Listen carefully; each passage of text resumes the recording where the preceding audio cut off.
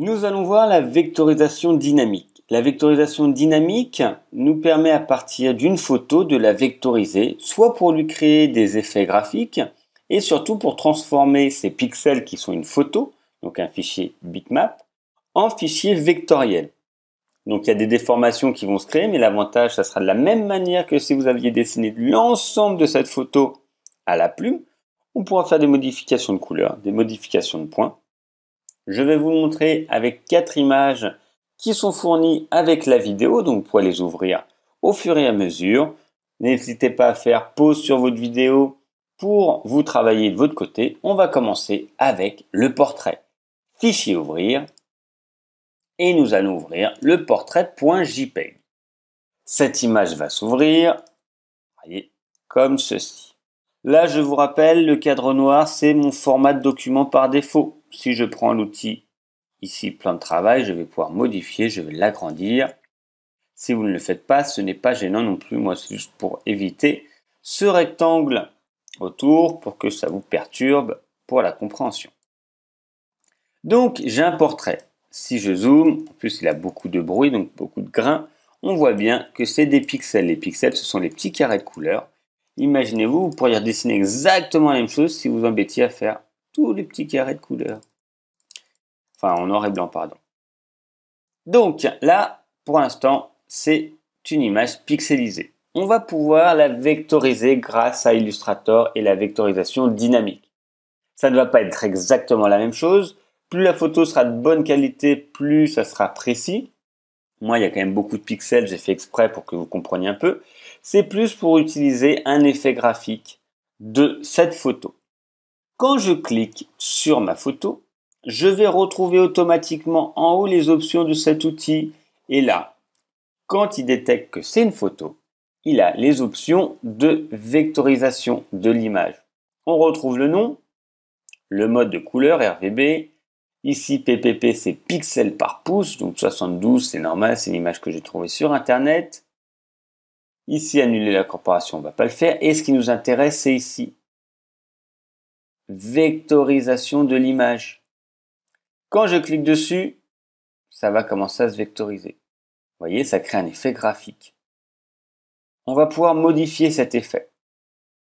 On va pouvoir également modifier le visuel que l'on voit, juste le résultat. Ça ne change pas la fin, c'est juste pour vous, si vous voulez voir un petit peu comment ça se dessine, vous avez la possibilité de changer. Moi, j'aime bien voir le résultat de la vectorisation. Après, vous pouvez faire un mix, contour, image, etc.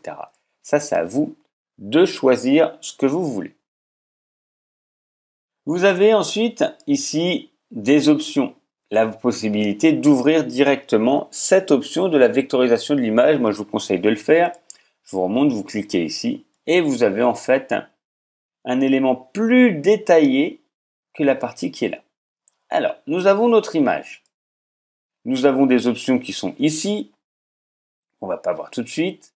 Là, on va le voir juste après. Pour l'instant, par défaut, j'ai une vectorisation qui s'est créée en mode noir et blanc parce qu'il a détecté que c'était en noir et blanc. Là, ce qui m'intéresse pour l'instant, c'est ici le seuil. On va pouvoir avoir ici plus ou moins de noir. Ça va recalculer, vous voyez. Le seuil, si vous le connaissez dans Photoshop, ça va me permettre en fait de personnaliser un peu plus mon rendu.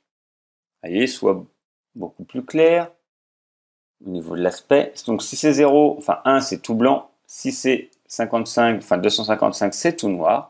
C'est le nombre de couleurs et de nuances qu'il y a. Donc vous pouvez choisir, vous voyez, le résultat ne sera pas exactement le même. Ici, pour petite info, voilà, c'est juste pour vous, le nombre de tracés, le nombre de points, parce que vous allez voir, il va y avoir beaucoup de points, et le nombre de couleurs. Donc ici, c'est noir et blanc. Deux couleurs et des niveaux de gris. Vous pouvez cliquer sur Avancer. Alors là, il y a beaucoup plus d'options. Au niveau des tracés, vous pouvez rajouter plus de tracés. Après, c'est des petits détails. Moins de tracés, donc ça va simplifier un petit peu. Vous pouvez choisir les angles. Si au niveau des angles, vous voulez que ça soit pas trop d'angles ou beaucoup d'angles, alors ça change pas beaucoup. Au niveau du bruit, vous allez voir. Vous voyez, ça crée des petits effets de différence, là surtout au niveau des yeux, etc. Voilà. On va mieux mettre un peu moins, sinon là il n'y a plus le blanc dans l'œil. Et après il y a d'autres options ici, si vous voulez créer un fond, un contour, etc. On va pas tout voir. Sachez juste qu'ils existent. Vous, ça sera bien que vous regardiez de votre côté, parce que d'une image à l'autre, les paramètres ne sont pas les mêmes. Je vous montre juste pour qu'ils existent, mais ce n'est pas les mêmes. Si ça vous convient, vous appuyez sur quelque chose de très important qui est décomposer. Parce que là, votre image, c'est juste un aperçu. Elle n'a pas encore tous les points de la même manière que si j'avais dessiné. Là, en fait, la manipulation qu'on fait, c'est comme si j'avais dessiné tout ça à la plume. On n'arrive pas à le faire, c'est pour ça qu'il y a la vectorisation dynamique. Je vais pouvoir cliquer sur décomposer. Et à ce moment-là, vous voyez, il y a plein de points qui se sont créés. Plein de formes. Et là, je vais pouvoir interagir maintenant avec l'outil flèche de sélection directe, directement sur un point. Si celui-là ne me plaît pas, hop, je vais pouvoir le rentrer. Vous voyez, il y a plusieurs points qu'on va pouvoir déplacer. Ici, je vais pouvoir l'agrandir. Voilà, ça c'est après à vous de voir. Et vous avez également la possibilité ensuite de changer des couleurs. Vous voyez, quand je clique sur une forme, donc là je suis avec l'outil flèche blanche. On pourra retrouver toutes ces options dans les calques. Ici, il y a tous les tracés après. Ok, il y en a beaucoup. On a vu, il y en avait 2000, je crois, et quelques quand on l'a fait. Ou les points, voilà. Vous voyez, il y a tous ces tracés. Quand je clique sur un tracé, je vais pouvoir modifier. Là, sinon, je le sélectionne directement avec l'outil flèche blanche. Et je peux modifier la couleur. Là, ça donne un niveau de gris. C'est normal parce que par défaut, il me donne du gris. Si je vais dans ma palette des couleurs, qu'on avait déjà vu, hop, je peux mettre ici RVB ou CMJN. Et là, il me donne la couleur. Et je vais pouvoir comme ça modifier les éléments de ma couleur, de ma forme, pardon, les couleurs de ma forme. Voilà. Donc ça, c'est la première possibilité. Souvent, on utilise ce type-là pour les visages. Je vais vous montrer ensuite avec un autre. Je vais ouvrir, donc je peux fermer ce qui est là. Fichier ouvrir, et je vais ouvrir le palmier. Le palmier, ici, c'est en couleur. Vous voyez, par exemple, j'aimerais bien pour mon illustration, je ne sais pas, pour un logo d'une plage, j'en sais rien, mettre un palmier. Le problème, c'est que là, c'est une image. On ne peut pas mettre une image dans notre logo. Là, si je voulais l'agrandir ou autre, il y aura des problèmes. C'est toujours pixelisé de la même manière que les autres photos. C'est toujours pixelisé avec des petits carrés. Je vais pouvoir faire une vectorisation. Pareil, je clique dessus. Je fais vectorisation de l'image. Ça va calculer. Et là, ça me donne un résultat. Alors, tout à l'heure, c'était sympa quand c'était le visage. Ici, c'est pas terrible. On a la possibilité maintenant d'interagir sur des paramètres prédéfinis. J'ai choisi par défaut, mais en fait, j'en retrouve plusieurs. Photo haute fidélité, c'est plutôt celle qu'on va prendre parce qu'il y a beaucoup de couleurs. Basse fidélité, 3 couleurs, 6 couleurs, 16 couleurs, etc. Donc, suivant ce que vous voulez, les résultats vont être différents. Si je prends 3 couleurs, ça va calculer et ça va me donner un résultat. Ce résultat va plus ou moins me plaire. Voilà. Moi, il n'y a que 3 couleurs. Mon palmier avait plusieurs couleurs. Ça ne me plaît pas. Ici, dans ma palette des options, je vous rappelle, c'est en cliquant juste là. Je peux choisir. Parce que par défaut, on me donne 3, 6, 16. Peut-être que je veux, je sais pas moi, 11 couleurs. Il va recalculer. Et il va me donner un nouveau résultat.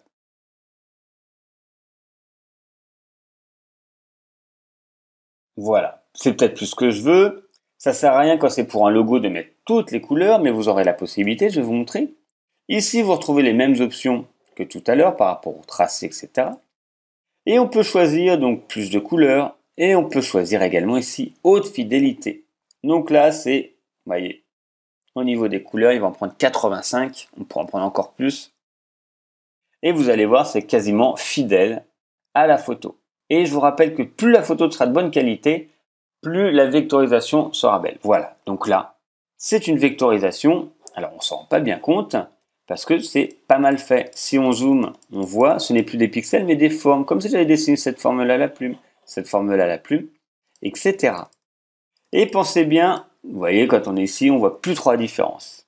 Pensez bien à cliquer toujours sur décomposer. Et là, vous allez avoir un feu d'artifice de points bleus. C'est pas grave. c'est tous les points qui sont tracés, vous voyez. Et ça, de la même manière, vous pourrez sélectionner directement un point pour le modifier, pour changer la couleur.